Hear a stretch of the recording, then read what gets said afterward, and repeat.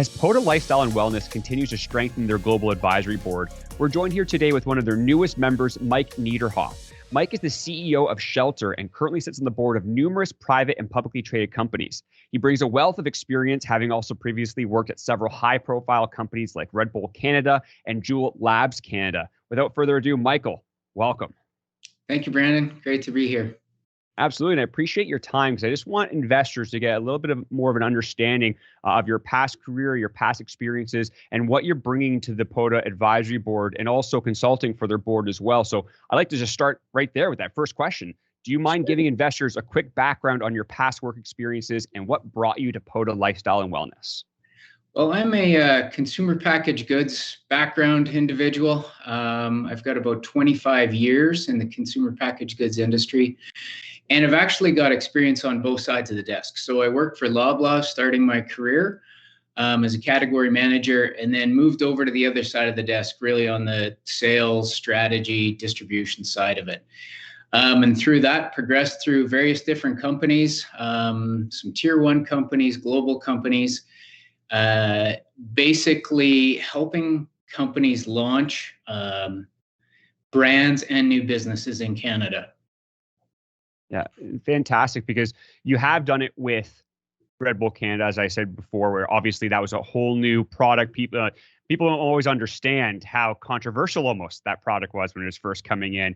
And then also with JUUL Canada. And a question I've got for yourself, throughout those years working with those two companies, are there some lessons and challenges that you had to overcome at either JUUL Canada or Redbull Canada that you can bring to PODA and for their plans of expansion, and how you've begun putting things into motion as well in the short 2 or 3 weeks you've already been with the company?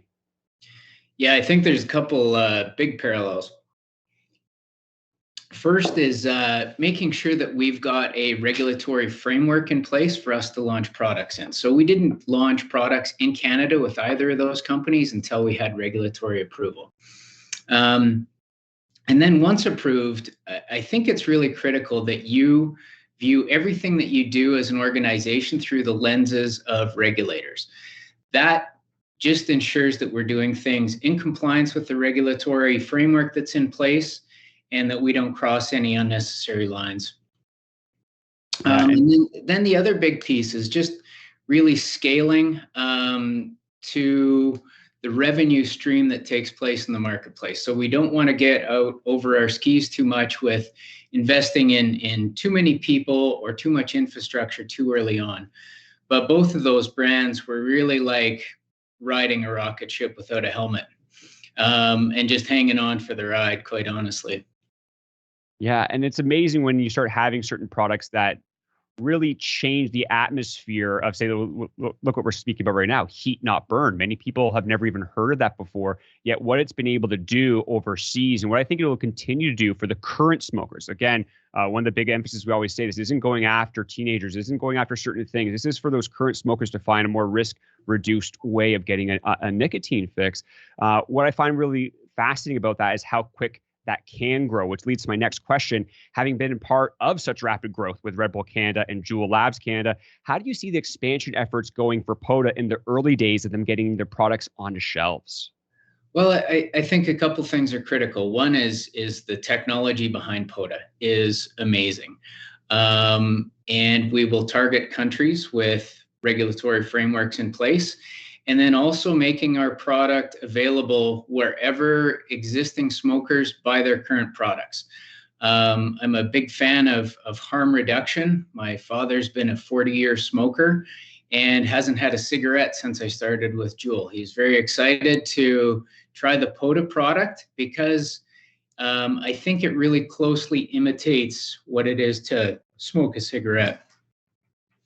Yeah, and that's important. We've spoken to Ryan about that.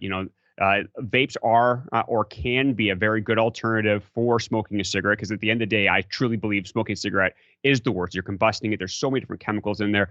But I've been very, very fascinated with the heat not burn, and speaking with him, individuals like yourself, there's a lot of opportunity here to get out to those smokers and give them that potentially risk reduced option. Very, very excited for having you on the board, and I appreciate once again for your time so that investors got a little bit of a feeling understanding for whom Mike Nederhoff is the newly appointed member of their advisory board. So thank you very much for your time.